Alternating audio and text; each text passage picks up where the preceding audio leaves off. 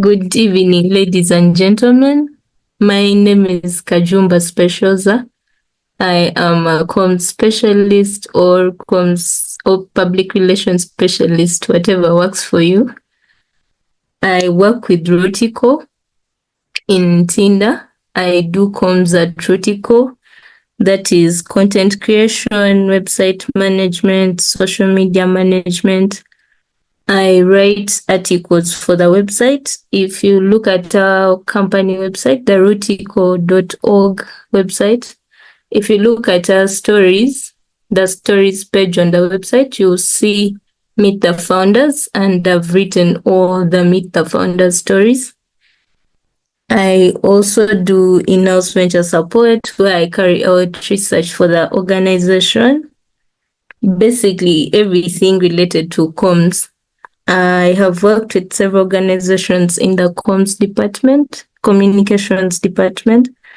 That is Great Lakes Institute for Strategic Studies, DreamHeart Foundation Uganda, and ASDAC Africa Tours and Travel. And I was in the comms department doing basically the same thing.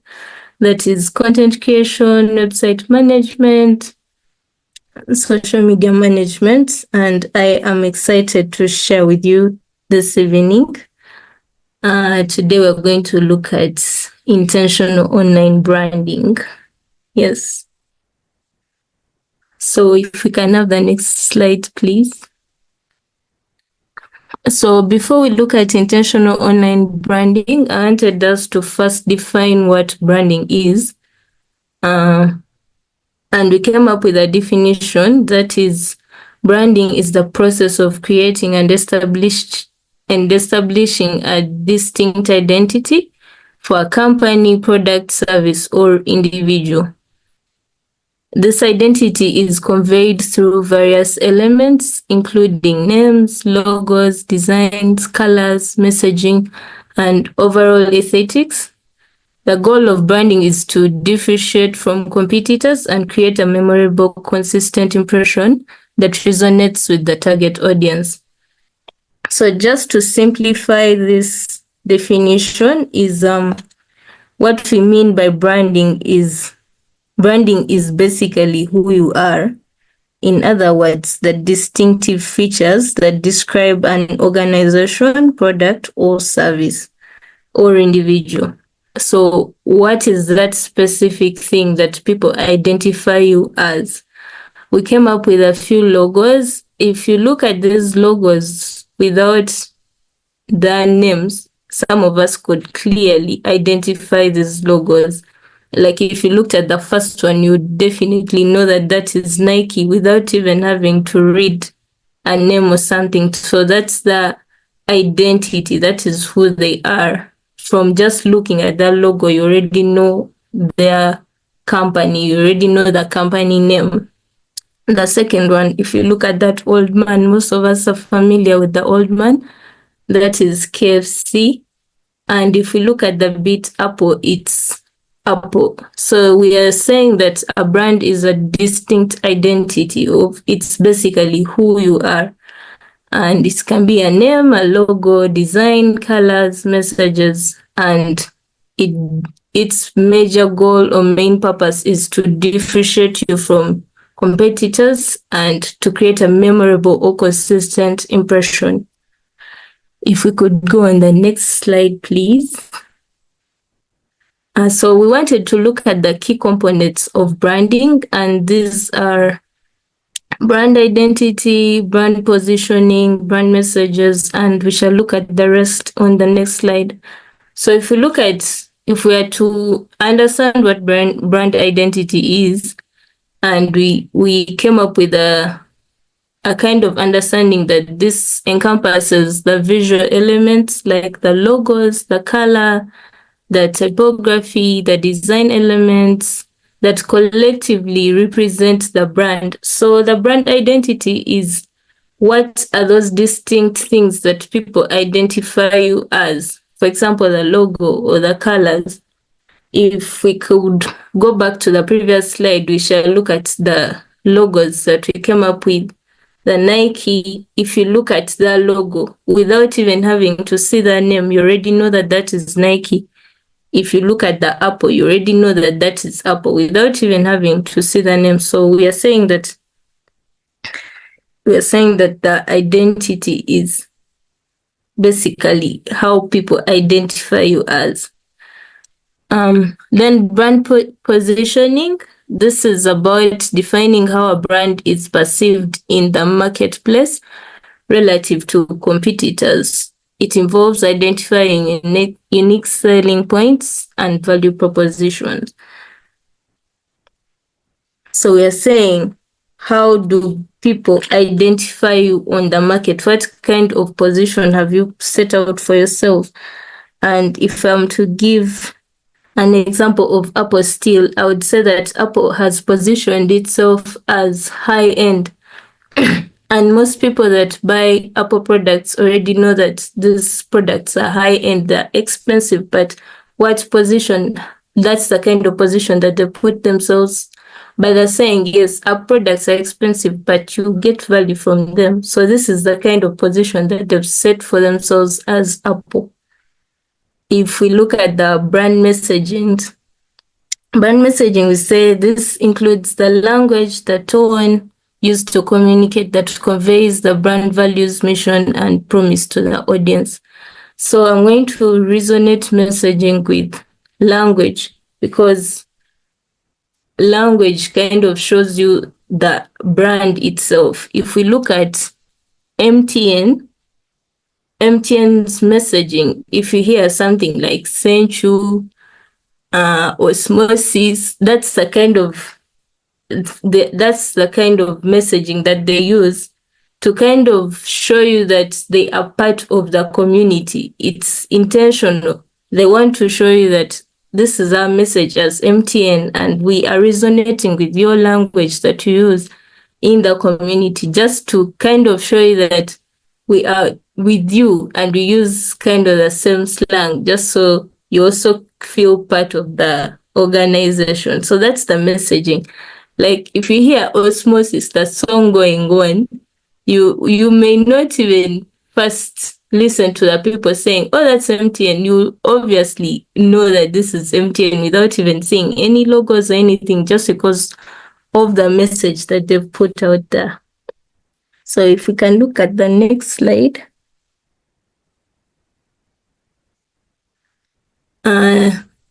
We also got other components like the brand values and mission. These are the core principles and purpose that drive the brand's actions and decisions, helping to build trust and loyalty. The brand values, if I could give an example of Cafe Javas, I want to resonate the values to reputation, because Cafe Javas has set out the value of, as one of the values is transparency. They're telling you that as a brand, we are transparent.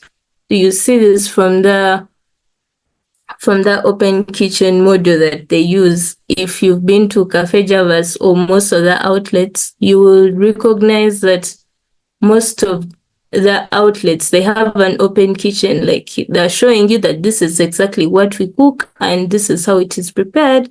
And that's the value. The value is transparency. And if we look at the crisis that they faced about the rat in the milkshake, because the value is transparency, the way they managed to get out of that crisis is they came up to be transparent. They showed us videos. They said a rat cannot be in a milkshake because we have videos, we have evidence. They showed us footage because the value as a brand is transparency. So you need to have values as a brand that they know you as, because in the long run, these values can also help you build your brand further. Like Cafe Javas, they managed to get out of that crisis because they had people standing with them. You know, there's a campaign, I Stand with Cafe Javas. People came out to say, this is the value that we believe in. We believe that Cafe Javas is transparent, and we have seen that footage and we don't believe that that was a rat indeed in that milkshake, so we stand with Cafe Javas. Then the brand experience. This refers to the overall experience that customers have with the brand, including the interactions, customer service, quality of products or services. So the brand experience is from the customer's perspective. What is the customer experiencing with your brand? Do they have good things to say about your brand, or they are disappointed? That's why most brands lately, they post the messages that the messages or feedback that the client sent to them, to show the kinds of experiences that other people have had, so that you can also be motivated to pick from those brands as well, to also use those services as well, because you have shown that you had a good experience with this. That's why companies like Glovo, SafeBorder, they want you to share your experience, to rate the experience. How did you like this experience? Was it a good experience? Was it not a good one? So that's the brand experience. Then the brand reputation. I kind of related brand reputation to brand values. And we said that the reputation, this is the perception of the brand based on experiences, reviews, and public relations. It plays a crucial role in building trust and credibility. We said that Cafe Javas's reputation is one of transparency. They've created a reputation for themselves over the years as being transparent, and that worked out for them in the long run, because as I had earlier mentioned, that when they faced a crisis of the rat in the milkshake, it is the reputation of being transparent that helped them overcome that kind of crisis, because they had people standing with them. As a brand, if you look at banks have a reputation of something as simple as cleanliness. Like, you walk into a bank and you find it very clean. It is intentional. They are creating the kind of reputation that you already have of them. There's positive and negative reputation. If I talk about Bad Black has a reputation of being very controversial, but that is her brand and it is working out well for her. If we go to brand equity, this is the value of the brand in the marketplace, influenced by customer perception, loyalty, and overall recognition. So people are going to be loyal to a particular brand if they feel they are receiving value from it.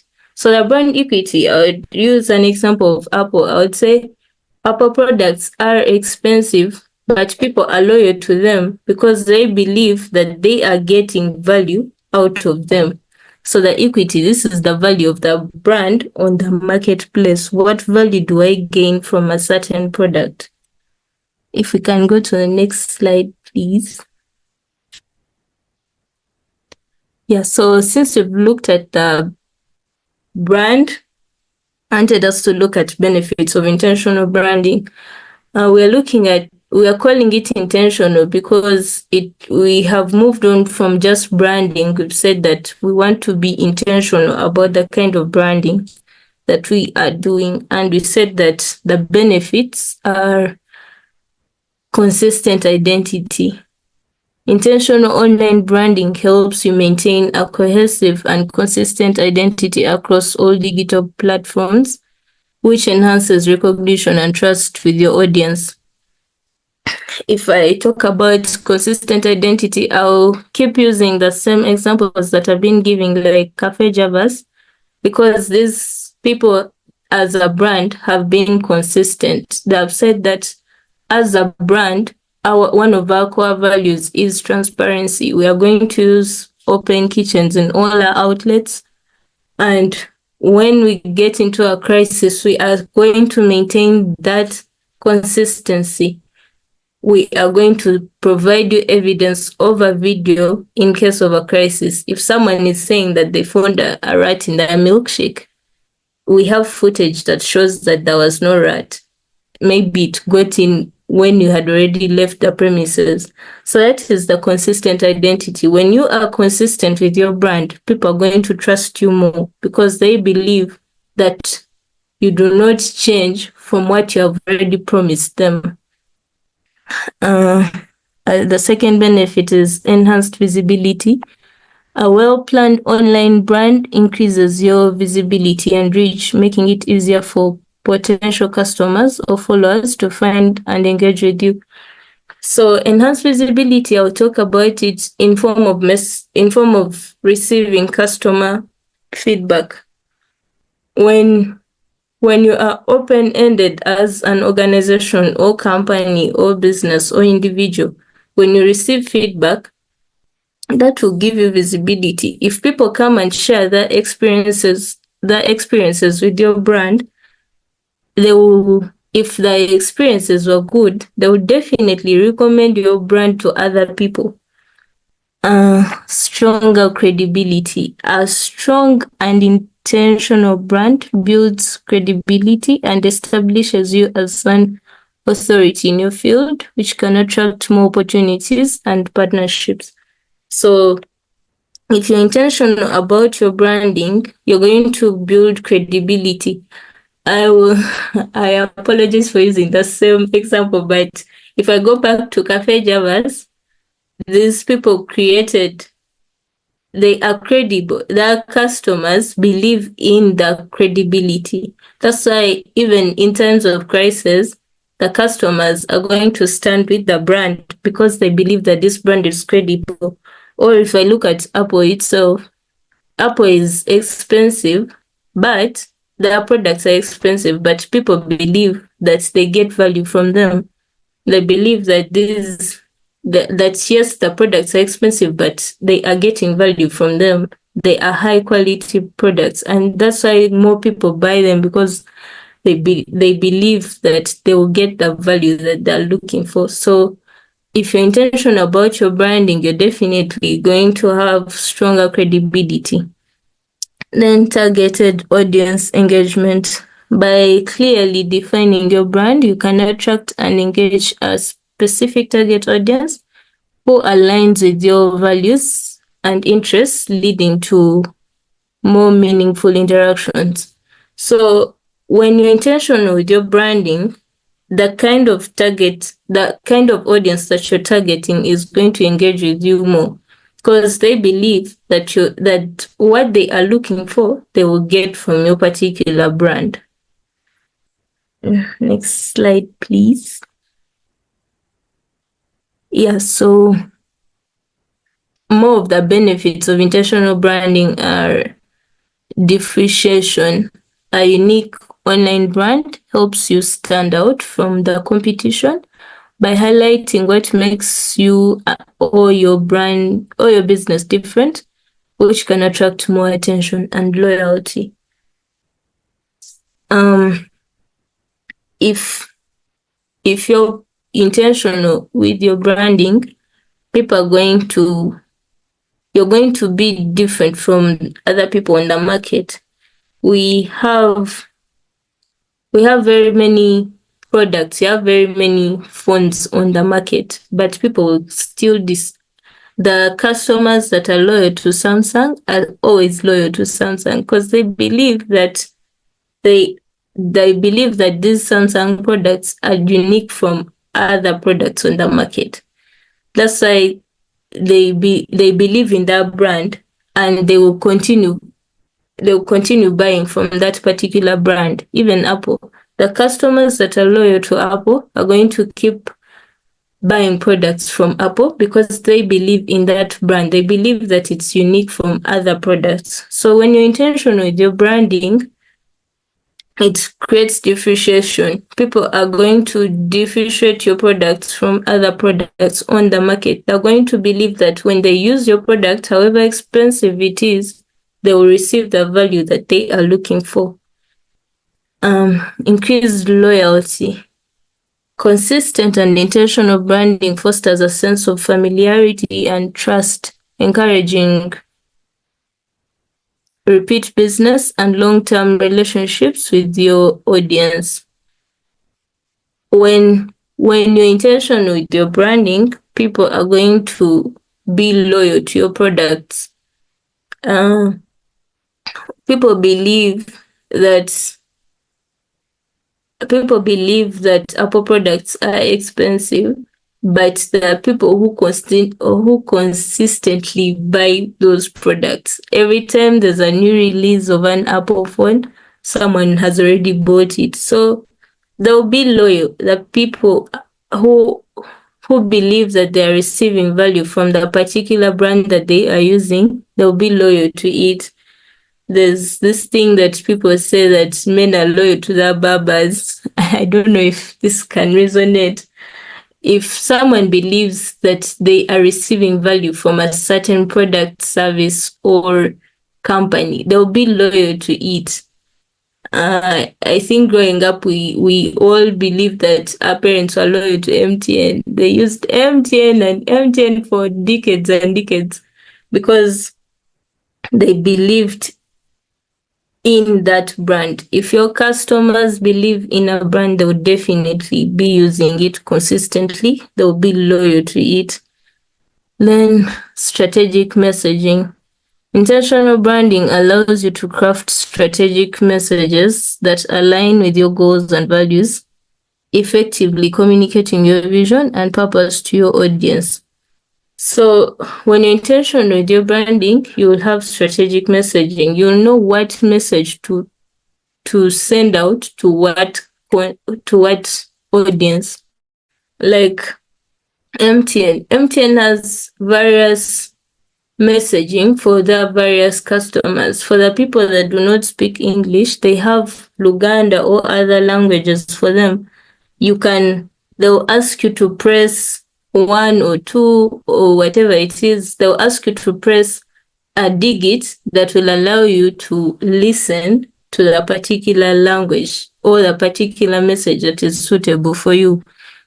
So intentional with your branding, you're going to know how exactly to talk to your audience. How do you talk to your youth if you're targeting the youth? What adverts does MTN use to target the young people? What adverts do they use to target the old people? So you will be strategic in your messaging, which will also resonate with your profit in the long run. And next slide, please.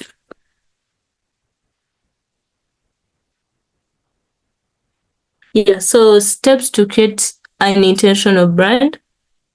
We said that you define your brand purpose. What do you stand for?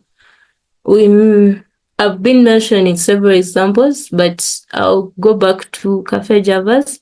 That if you are vocal about your purpose as a brand, people are going to know it. What if you stand for as a brand? If you tell people that my brand is about transparency, I'm going to be transparent in my messaging. In case of a crisis, I'm going to send out a press release to clarify whatever it is that whatever misconception is out online on the internet. That is what they stand for. So if you want to create an intentional brand, you need to define your brand purpose. You need to know exactly what you stand for, and you need to stick by it. You need to be consistent. Like Cafe Javas, they stand for transparency and they are consistent with that transparency. Yeah, Specioza.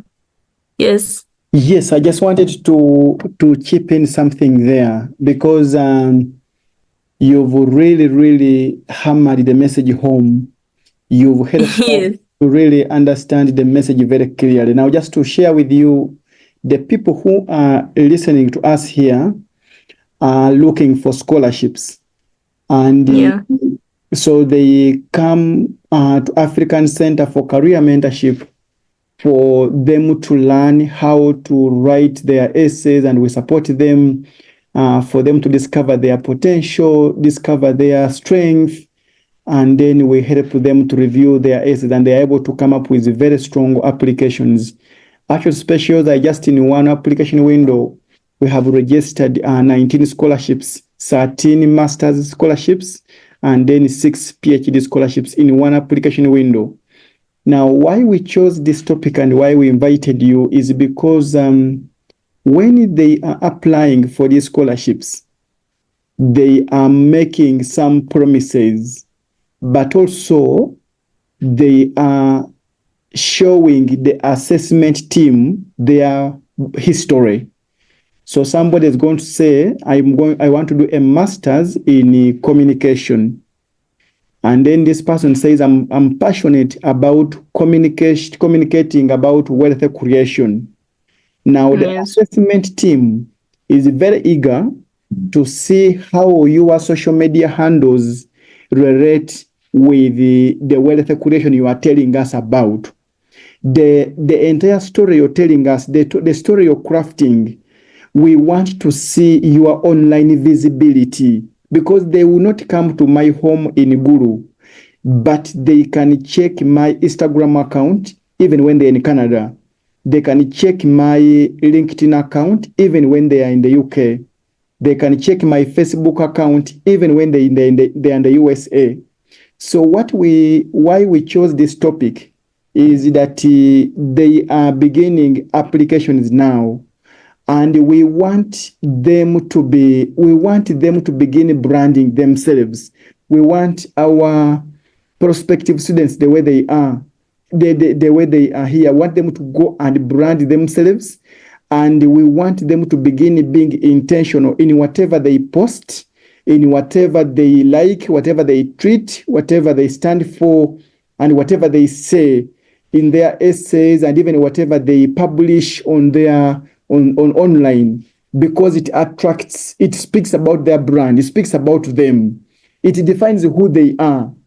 And that's what you've just mentioned, that they need to clearly define the purpose. Why are you joining Instagram, for example? And what do you want to be known for? So once you are very clear on the purpose, the rest can follow. And that's what Specioza is trying to emphasize here. You must clearly define what you stand for. If you're saying, for me, I am passionate about youth unemployment, we want to see you consistent talking about that in your posts, in your retreats, and in the conferences you attend. If you're saying, for me, I am passionate about gender and social inclusion, we want to see the story flowing. We want to see the examples you're giving. We want to see your social media fundraising events in line with inclusion and gender equity, for example.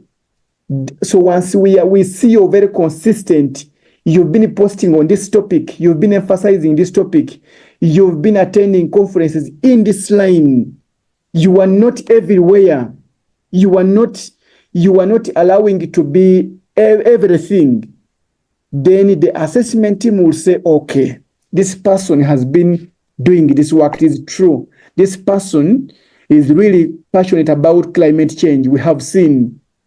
Especially, I just wanted to add on that, and please proceed. Yes, thank you very much. Yeah, so we are still on the steps to create intentional brand. And the next point was to know your audience, and you need to understand the needs and desires. Since you're applying to a university, you need to make your brand clear. You need to know who you're writing to and the kind of language that you're supposed to use. Lately, we have a virus of slang. We have very many people that do not know how to write formally and informally. So you need to know your audience. You need to know who you're writing to and the kind of message, the kind of language that you're supposed to use for that particular audience that you're writing to. And then you need to craft your brand identity, design logos, select colors, and define your voice. We mentioned that your identity is who you are. How do you distinctively talk about yourself without looking like others? What is that feature that distincts you from others? Then position your brand. Identify your unique value proposition. What is your position? What do you stand for? Who are you? And how are you different from others? Then consistent communication. Ensure that all messaging aligns with your brand values. As a brand, you need consistency. The way you write, the way you communicate, whether it's writing, whether it's speaking, whether it's language, whether it's the brand, how consistent are you in your communication? And next slide, please. Yeah, so that's the end of my presentation. Thank you very much for having me. I enjoyed my time being here, and I look forward to an opportunity to talk to you again. Thank you. Yeah, thank you so much, Specials, and this was very, very helpful. So just to pick your mind again, can you just tell us briefly about the brand you've created for this organization you talked about, and how we can use that in our applications? Just share your story. How did you create this brand for this organization you are in, and what benefits has it created, and how can we use that lesson for our scholarships applications and online branding? Yes, so as I've mentioned earlier, I work with Rutico, and you can look us up. It's rutico.org. That's ROOTICAL. And if I'm to say how I've created the brand, the brand was already there as just like adding my insights, but it's basically the things that I've been mentioning. It is for you to know who you are and to identify yourself, your unique position. What is that unique value proposition that you're bringing on the table? What do you bring to the table? How different are you from others? What skills are you bringing? And how best can those skills help you if you're online, and as an individual, your visibility online will grow you as a brand. What kind of content do you post on your LinkedIn? What kind of content do you post on your Twitter? Are you consistent in your messaging? What kind of language do you use?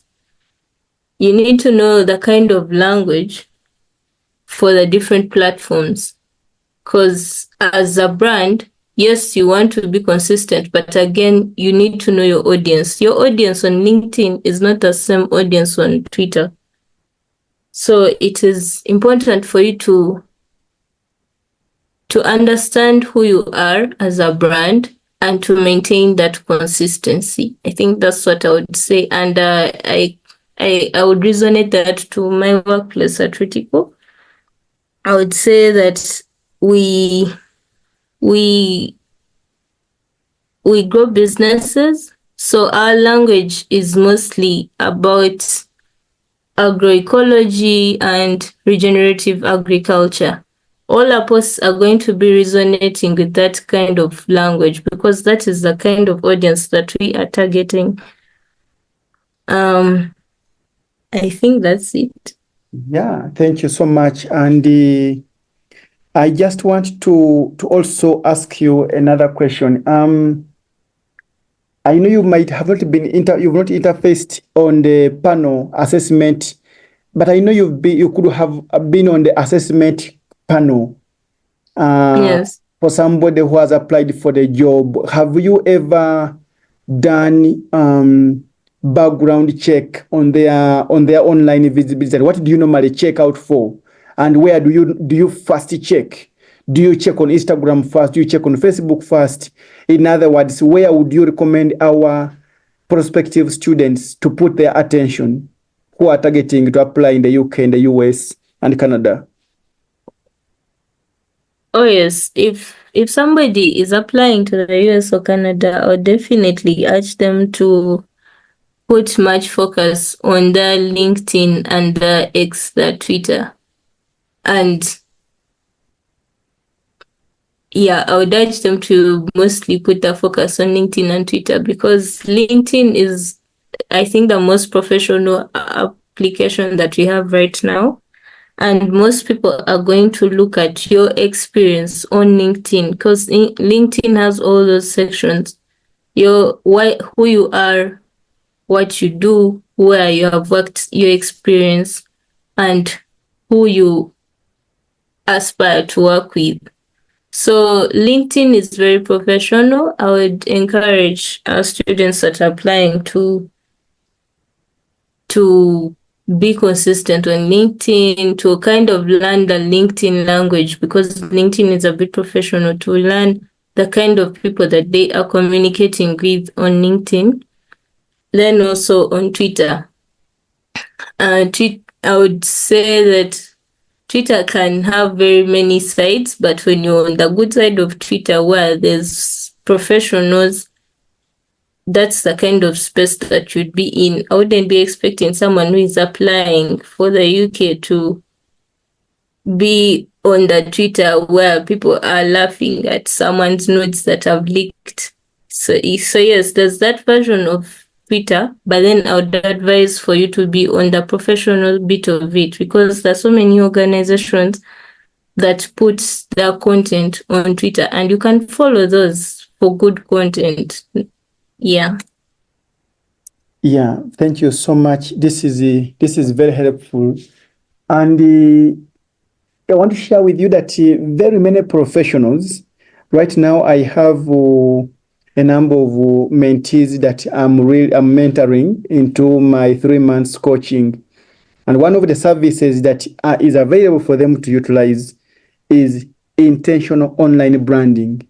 I want to shock you that many finish the 3 months without them using this service. Now they struggle to know what to type, what to post on their LinkedIn. They really struggle a lot. They struggle to know what to post and when to post. And with this explanation, they seem to have an idea why they should post, but writing this content is just hard for them. Actually, 2 of them told me over the weekend, for them, they normally go watch what is available on LinkedIn, scroll, and then they go away. They don't know what to do. What's your advice? What's your advice, Speciosa? So there's so many blogs about good writing. I would recommend Medium. Medium Daily Digest. Medium is a very good platform for writers. I don't want to say beginners, because most of us are all beginners when it comes to writing. But Medium, it's very good to have somebody that you look up to, like the good writers, because Medium has so many writers that post their work daily. So you need to get something that motivates you, something that improves your writing.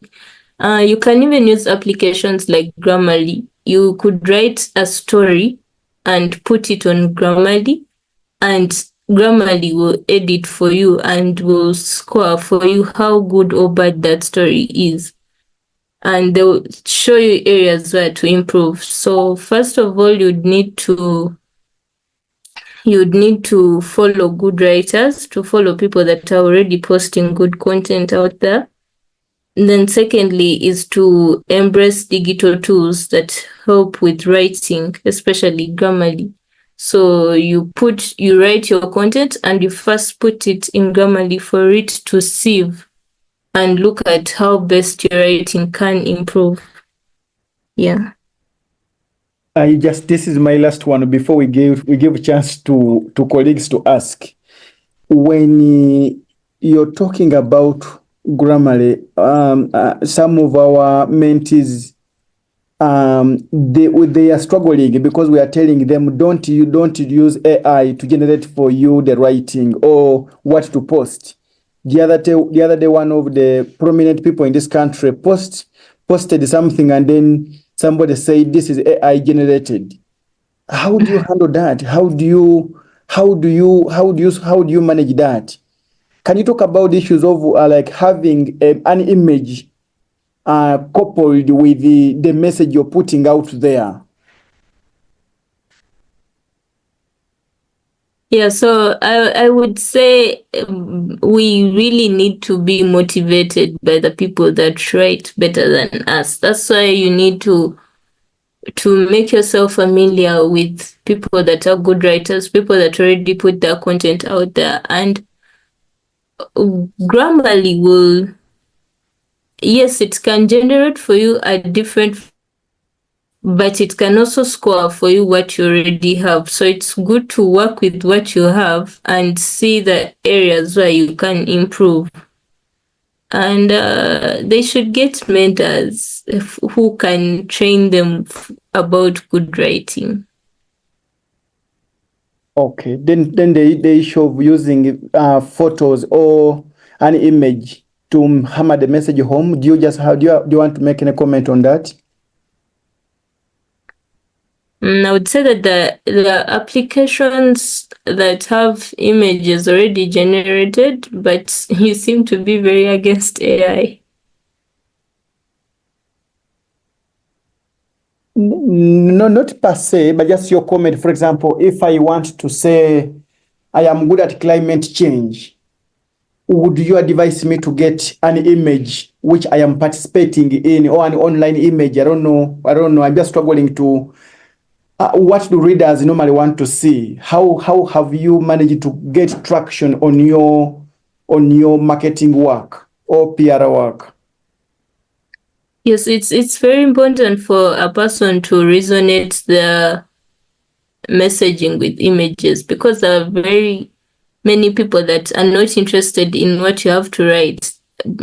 Platforms like LinkedIn have a long word limit, so many people don't have the time to come and read.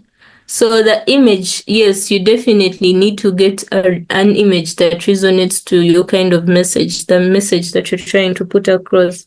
And there are so many applications that have free images. There's Freepik, like you can download an image that resonates with the kind of message that you're trying to put across, like climate change.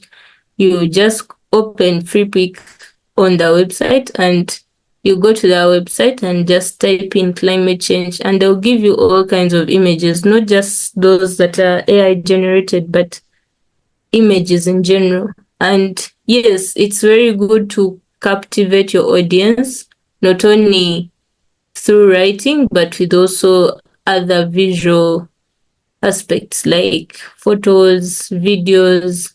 Yes. Okay. So thank you so much. Let me just give chance to members if they have anything to ask. But I will give Dr. Danny Musinguzi chance. Dr. Danny Musinguzi normally does a lot of search. Being a professor, he searches about the students who are contacting him to supervise. Dr. Dan, do you want to make a comment and advise our Vazukulu, as we normally say it, me and you?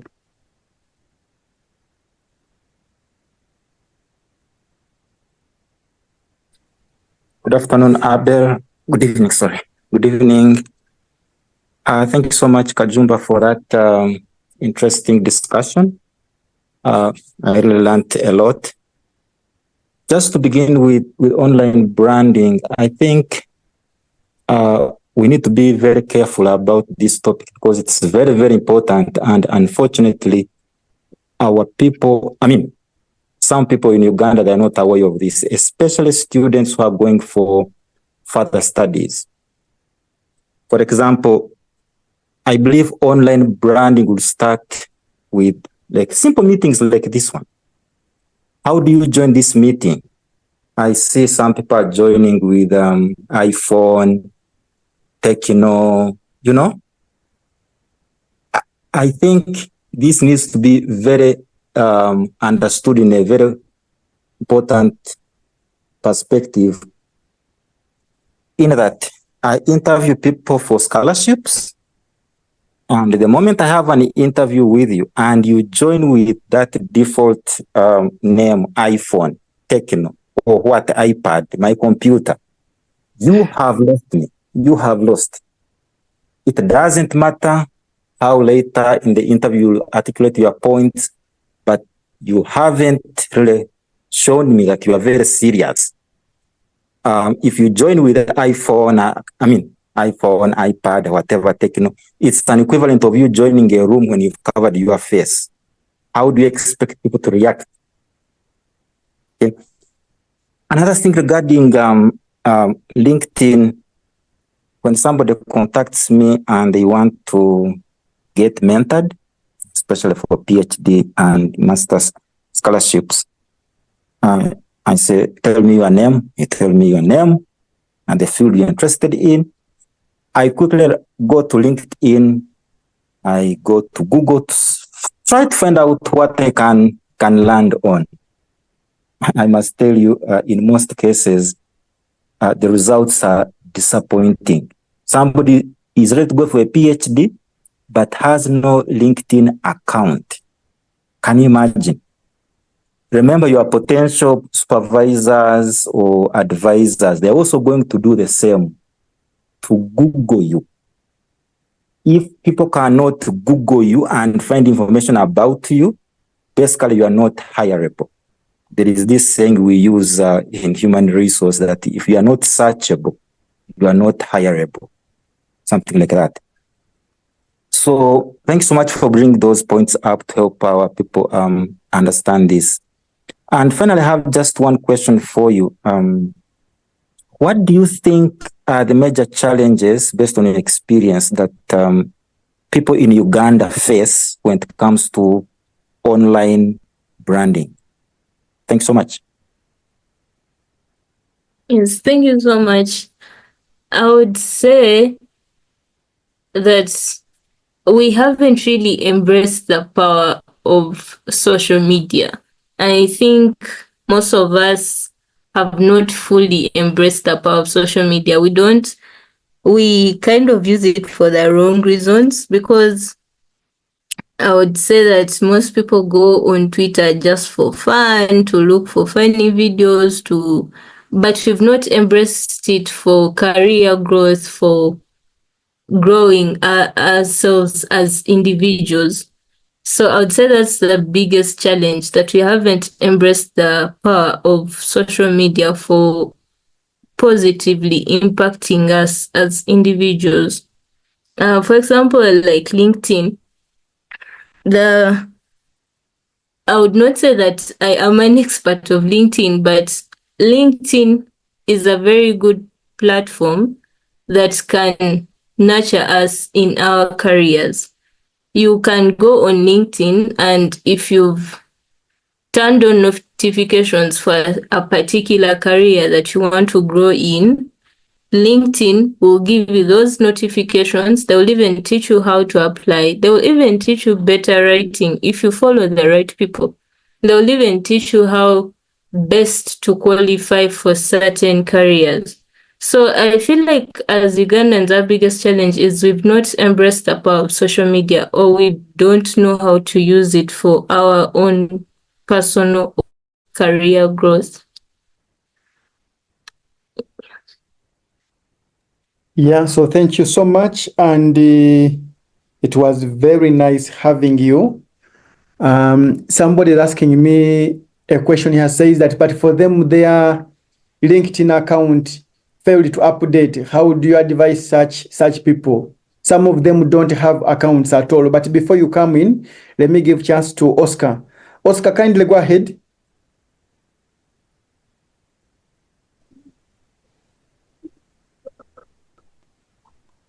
Oscar, go ahead.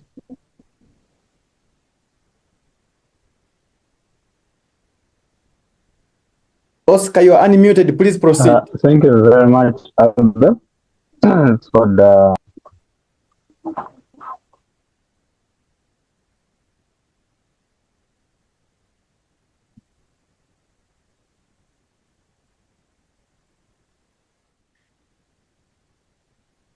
Oscar, proceed.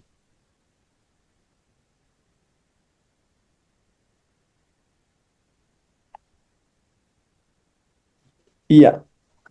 Okay, thank you.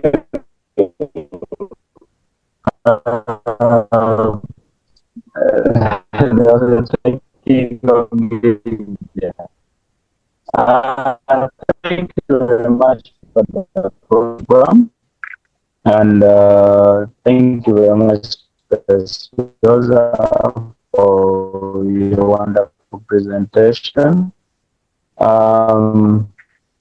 I use LinkedIn, and I have an account which is a bit big, I should say, because I have 500 plus people in my circles. Yeah, but then there is this challenge. I feel it's a very big challenge. When you put up content and usually in our mind, expect a lot of reaction. Speciosa, he's struggling. Kindly, your comment, and then there is a question from Timothy.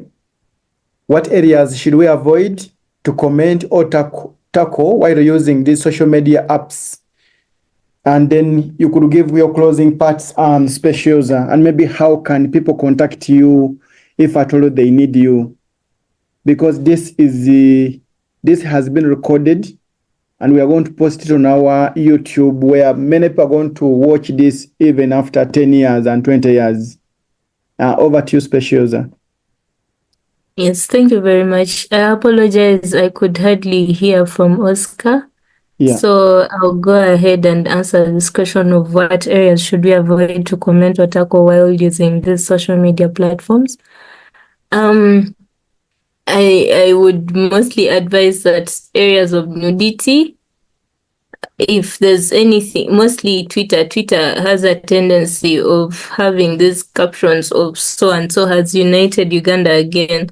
I would advise that you distance yourself from such content, because you might think it is just a comment or later on delete it, but people believe that content online cannot be deleted. There's probably someone who already took a screenshot before you deleted your comment. So the things that we post online will forever be online, and in most cases, they will be used to tarnish your name in the future. So if there's anything that is in line with nudity or shaming an individual or hate speech, everything in line with that, I would advise that you completely distance yourself from it.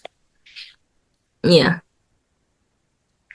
Okay, so maybe your closing parts, how can they get to you? How can they get to know you?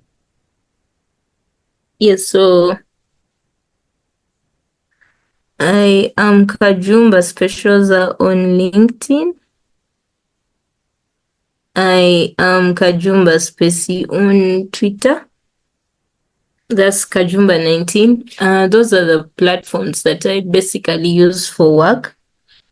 So you could find me there. I am a DM away. You can send me a message and I'll definitely respond. Yeah, thank you.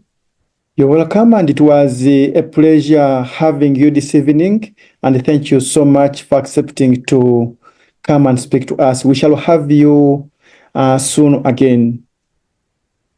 Yes, thank you very much for having me, and it was amazing to be here and to listen to your insights as well. Okay, and bye-bye. Bye.